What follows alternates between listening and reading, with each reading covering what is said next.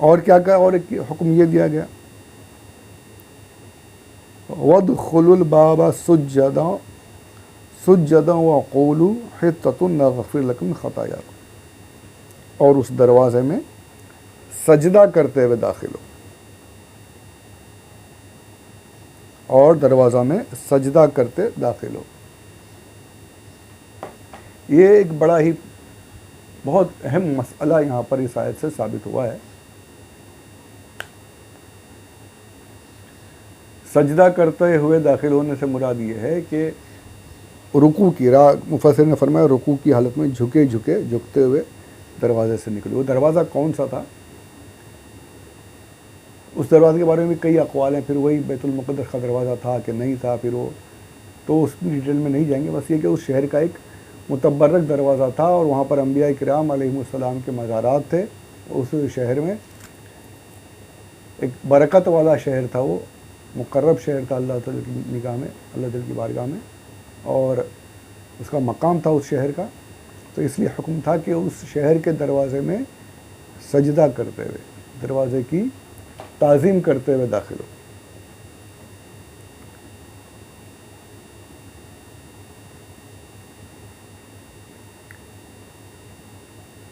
اب یہاں پر یہ دیکھیے کہ شہر برکت والا، اس کے دروازے میں بھی اللہ عز و جل نے یہ حکم فرمایا کہ اس دروازے کی بھی تعظیم کرو۔ یہ باقی قرآن کا لفظ، قرآن کی لفظ بہ لفظ یہ میں آپ کی خدمت پیش کر رہا ہوں، آیت ہے یہ، وَادْخُلُوا الْبَابَ سُجَّدًا وَقُولُوا حِطَّةٌ نَغْفِرْ لَكُمْ۔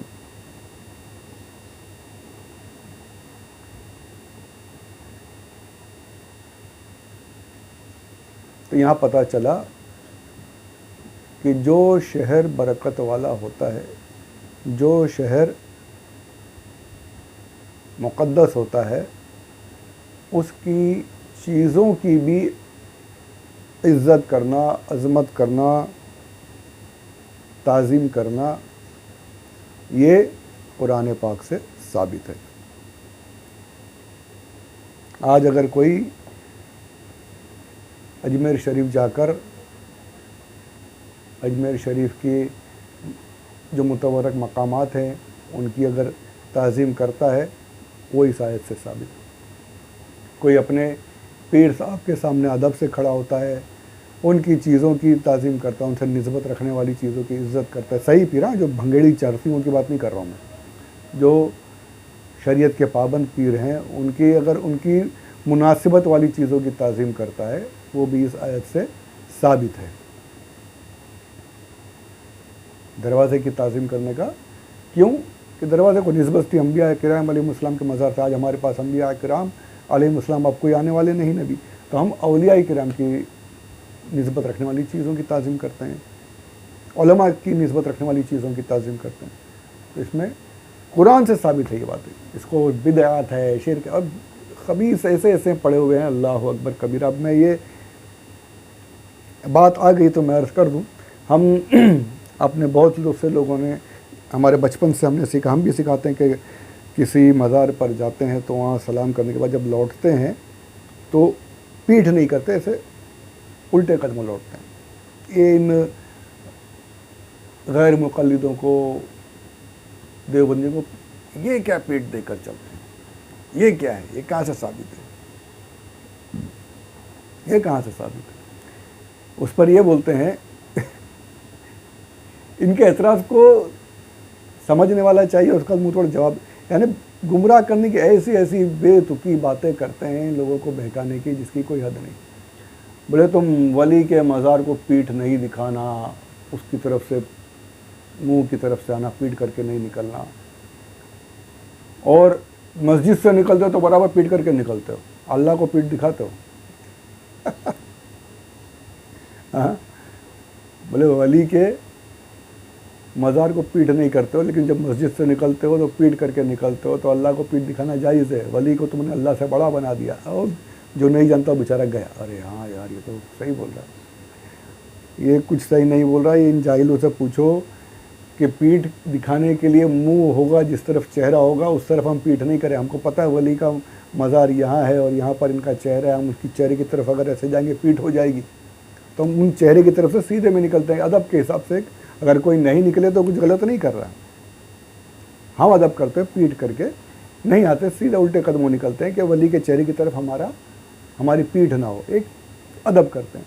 अब ये जो तुम बोल रहे हो कि मस्जिद से, तो मुझे ये बताओ कि भाई वली का चेहरा तुमको पता है, हम उस तरफ पीठ नहीं कर रहे, तो तुम्हारे मुताबिक ये हो गया कि अल्लाह का भी कोई चेहरा है जो मस्जिद की तरफ है, हम वहाँ से पीठ करके नहीं आना चाहिए, हमको उस चेहरे की तरफ पीठ नहीं करना चाहिए.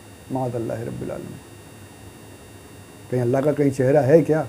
या अल्लाह सिर्फ उस जगह है, इस जगह नहीं है, ऐसा कुछ है क्या? अल्लाह अज़्ज़ल की ज़ात पाक तो अपनी शान के मुताबिक हर जगह है, तो कहाँ चलें, किस तरफ पीठ ना करें, बताओ, है कोई जवाब? ये बेवकूफ़ जाहिलाना एतराज़ है. और ये फिर वहाँ पर अभी वीडियो भी बना देखा मैंने, वो लाल दुपट्टे वाले, आप अभी निकले हैं तो मैंने देखा आप ऐसे निकल रहे थे उल्टे कदमों, बोल भी रहा ताज़ीम का, तो ये ताज़ीम, फिर बोलता है ये ताज़ीम आप को कहाँ है कुरान और हदीस में? इनको ये हज़म ही नहीं होता, ताज़ीम अदब इनको पसंद ही नहीं. तो ये ताज़ीम नहीं तो और क्या, ये कुरान में नहीं तो और कहाँ है? वदखुलुल बाबा सुज्जदा, वहाँ तो सज्जा करते हुए झुके झुके जाने का हुक्म है.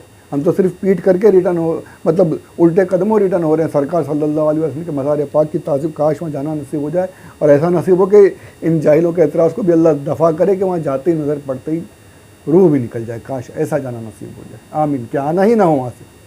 आमीन बिजाह नबी अमीन सल्लल्लाहु अलैहि वसल्लम. तो ये ताज़ीम का दर्स तो कुरान दे रहा है कि उस दरवाज़े से सजदा करते हुए झुके हुए जाओ, झुके हुए दाखिल हो. तो अगर हम, वो तो दरवाज़ा अंबिया किराम, वहाँ पे अंबिया किराम का मज़ार अंदर थे, लेकिन दरवाज़े की ताज़ीम का हुक्म दिया गया. तो यहाँ तो सामने मज़ार पाक है, रोज़ा अक़दस है.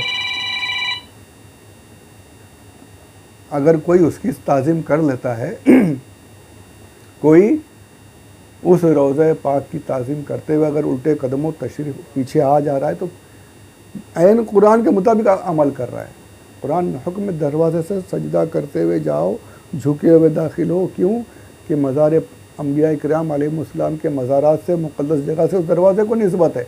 तो हमारे तो सामने रोज़ा अतहर है, तो अगर उसकी ताज़ीम कर ली तो कौन सा गुनाह कर लिया, ये बताइए मुझे, क्या गलत कर लिया? बिल्कुल सही किया, कुछ गलत नहीं है. अंबिया किराम की ताज़ीम करने का हुक्म, इस दरवाज़े की ताज़ीम करने का हुक्म कुरान से साबित है. तो हमारे आका सल्लल्लाहु अलैहि वसल्लम, सहाबा किराम के मज़ारात और औलिया किराम के मज़ारात, इन सब की ताज़ीम करना भी बिल्कुल बिल्कुल जायज़ और इस आयत पाक से साबित है. अल्लाह हमें अदब करने वाला बनाए और ऐसे जाहिलों के जाहिलाना एतराज़ से हमारी हिफाजत फरमाए. आमीन बिजाह नबी अमीन सल्लल्लाहु अलैहि वसल्लम. दरूद पाक पढ़े. अल्लाहुम्मा सल्ली अला सय्यदिना मौलाना मुहम्मद व अला आलि सय्यदिना